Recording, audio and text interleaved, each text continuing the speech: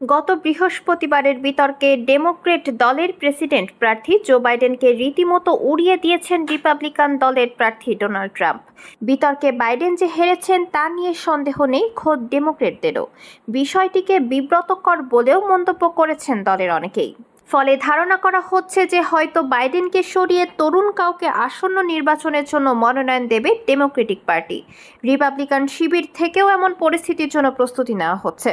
Republican নেতা ও south ক্যারোলিনার সাবেক governor Nikki Haley এরই মধ্যে প্রকাশ্যে মন্তব্য করেছেন যে বাইডেনকে শীঘ্রই সরিয়ে দেবে ডেমোক্রেটরা। ফলে ট্রাম্প শিবিরের উচিত আরও কঠিন প্রতিদ্বন্দ্বীর মোকাবেলার প্রস্তুতি নেওয়া।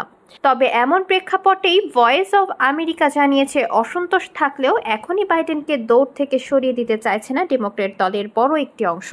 দলের গুরুত্বপূর্ণ নেতারা রোববার প্রেসিডেন্ট জো বাইডেনের পাশে দৃঢ়ভাবে দাঁড়িয়েছেন। ট্রাম্পের বিরুদ্ধে বিতর্কের মঞ্চে বাইডেনের জড়তা ও হোঁচট খাওয়ার কারণে হোয়াইট হাউসে দ্বিতীয়বার ফিরতে তার 2024 সালের প্রচারণা বন্ধ করে দেওয়া উচিত কিনা তা নিয়ে শুরু হওয়া জল্পনাকে প্রত্যাখ্যান করেছে তারা।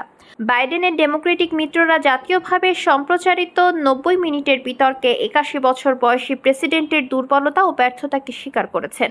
সিবিএস ইউগভের এক নতুন সমীক্ষায় দেখা গেছে যে প্রেসিডেন্ট হিসেবে দায়িত্ব পালনের জন্য মানসিক ও বৌদ্ধিক স্বাস্থ্য বাইডেনের নেই বলে মনে করেন 72% মার্কিনী।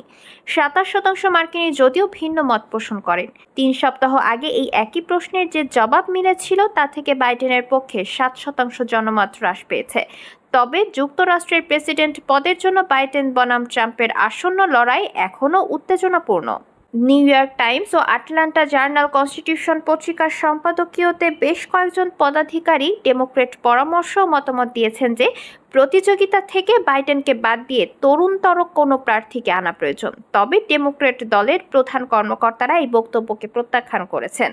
যুক্তরাষ্ট্রের দক্ষিণাঞ্চলের রাজনৈতিক রণক্ষেত্র জর্জিয়ায় প্রথম সারির সংবাদপত্র আটলান্টা জার্নাল কনস্টিটিউশন বলেছে, দুর্ভাগ্যজনক সত্য হলো দেশের স্বার্থে এই প্রতিযোগিতা থেকে বাইডেনের সরে দাঁড়ানো উচিত। প্রায় অর্ধশতক প্রশংসনীয়ভাবে তিনি দেশে সেবা করেছেন। প্রেসিডেন্ট বাইডেনের এবার অবসর নেওয়ার সময় এসেছে।